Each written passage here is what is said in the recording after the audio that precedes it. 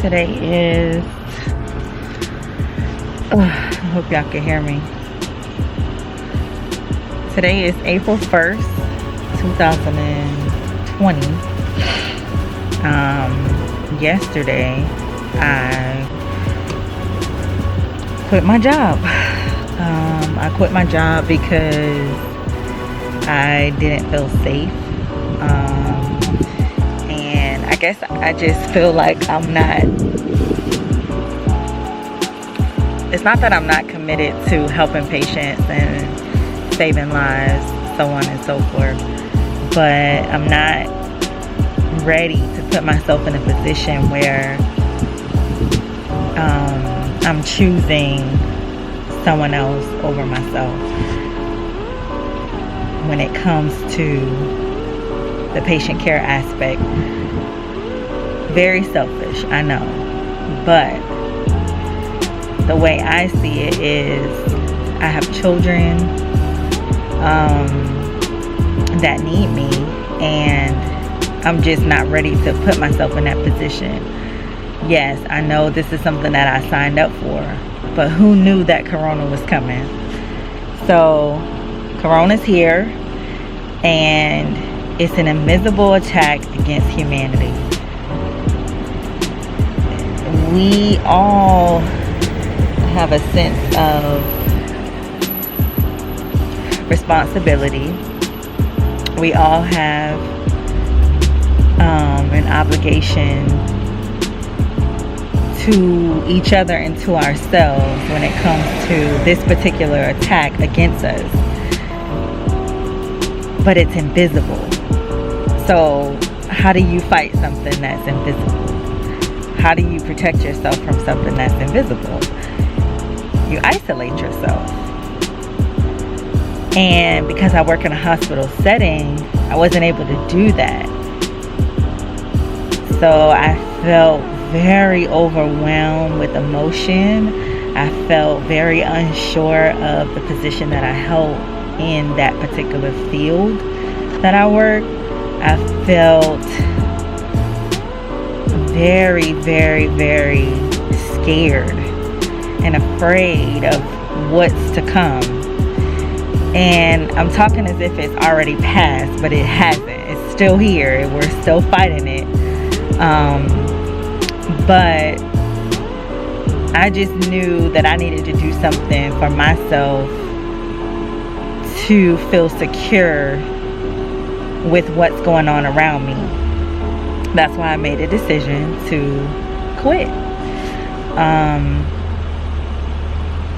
Amongst other things as well, you know, already feeling like I was done with that particular field. I'm set out on a journey that I don't even know where my life is going right now. And it's scary. I'm in a position where I don't really have any backup as far as, you know, money or anything. I guess I'm just winging it. But I know from this I'm gonna be stronger, and I'm gonna come out, you know, I guess I'll come out victorious. I guess that's the word I'm looking for. I don't know. I'm sure I'll come out victorious. Is it gonna be hard? Of course. I have worked since I was about 16 years old. I've always had a 9-to-5 job. I've always had some type of income where I either got paid every week or every other week. Now there were breaks in between where I may have went 5 months or 6 months without a job, but this will be the first time me actually trusting my gut and ready to put myself out there to potentially become a business owner.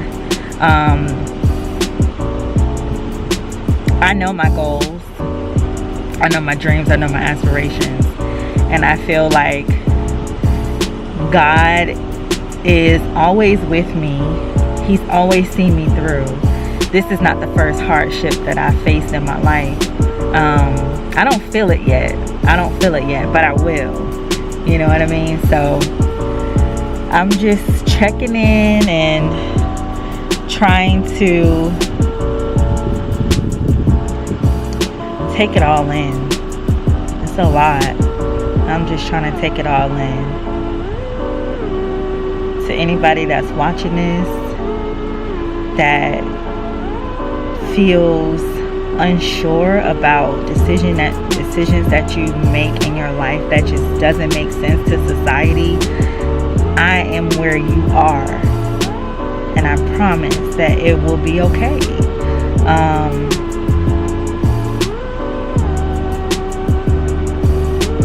I don't know if I'm ready, but I know that I'm tired of doing what I was doing. And this whole situation, it brought such a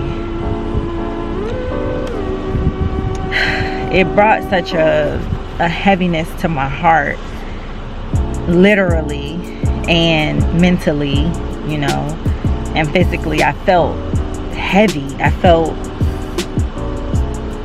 like I was having chest pain, you know what I mean? Like, the anxiety of it all brought me to a place that I was sure that I was done with. Like, I was like, oh, I can't get back to that point, you know what I mean? Because I know I have anxiety, but I know how to manage it. I know prayer, I know exercising and things like that to try to cope with the fear and anxiety that comes with life and so on and so forth. But the coronavirus, like,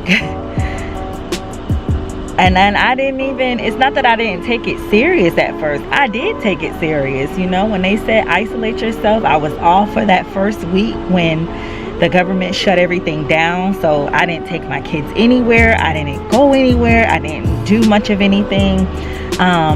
But then I got back to work on that Monday, and they told me, I did my regular shift, my regular unit, and then they told me, hey, we want you to go work on the unit where they're holding the patients that possibly have coronavirus. And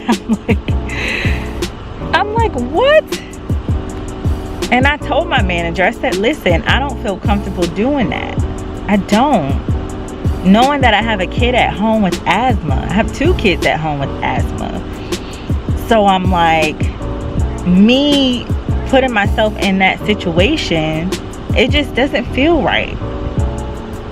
Well, let's just say some time goes by and my manager comes back and she tells me, oh, that's not the unit that has the corona patient that's holding the corona patients. They're just pending. No, she said they just have respiratory issues. So I'm like, I'm not dumb, you know what I mean? So I'm like, okay, Aisha, the worst you can do, the only thing you can do is go check it out. So I went to go check it out, and it wasn't bad, don't get me wrong, but my thoughts, my fear, my anxiety was getting to me. I was only there for 3 hours and possibly would be placed there for the rest of the week, because my unit that I work on is low census because the elective surgeries were canceled. So I'm like, oh my, you know, when I got off, I thought about how the PPE was minimal. I thought about how I could potentially be put back there for the rest of the week. And then I don't know what happened. My thoughts and my fear and my anxiety just took over.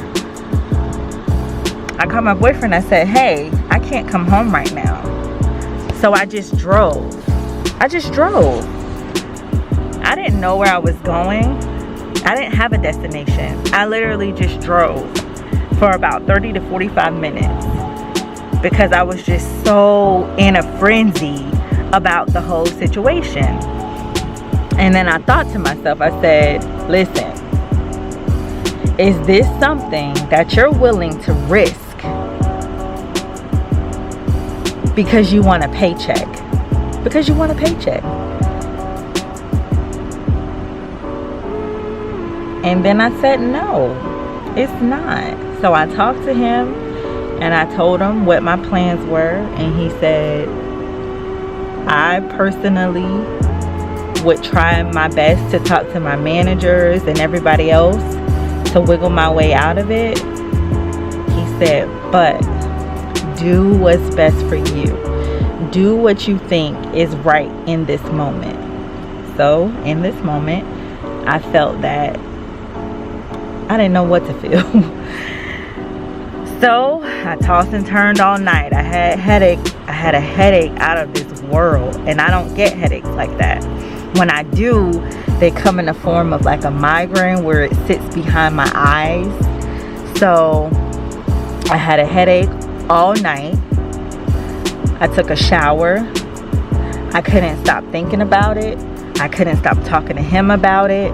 I couldn't understand why I was thrown into that particular situation, because when I went to the unit, it wasn't even busy. So I'm thinking, well, why would they keep putting people here and it's possibly gonna spread? Like, you need to have like minimal amount of people there, but that's here nor there.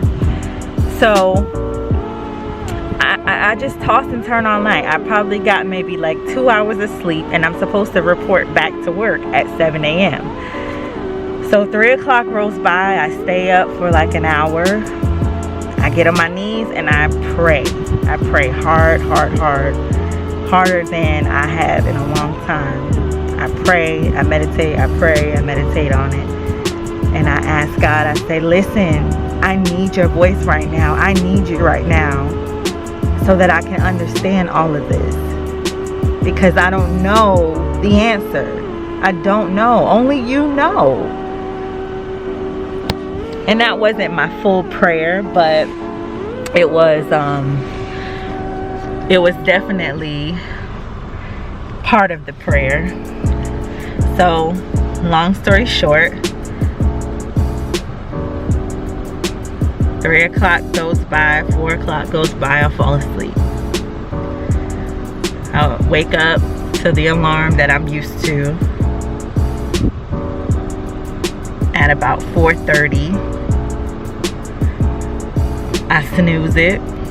Actually, I canceled it. Then I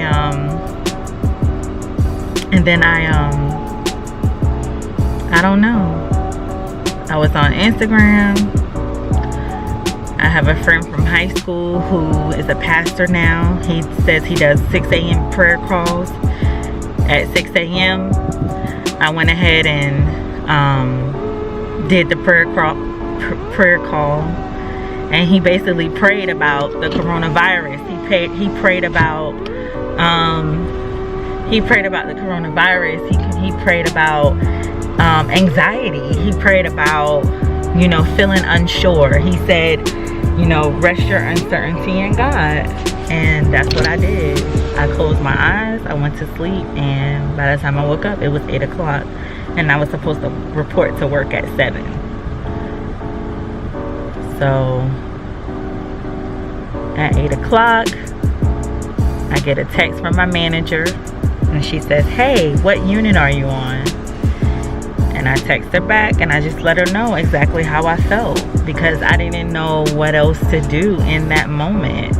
I know that's not a proper way to quit a job. I know that. There's a formal letter you have to write. You have to give a 2 weeks notice, and you have to complete the 2 weeks from the date that the letter is addressed. I know all of this, but the uncertainty of everything was too much for me.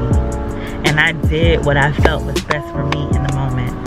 And with all of that being said, I'm on a journey to reinvent myself, and I'm ready for it. So let's go. I'm ready for it. Let's go. I'm on my way to my daughter's school.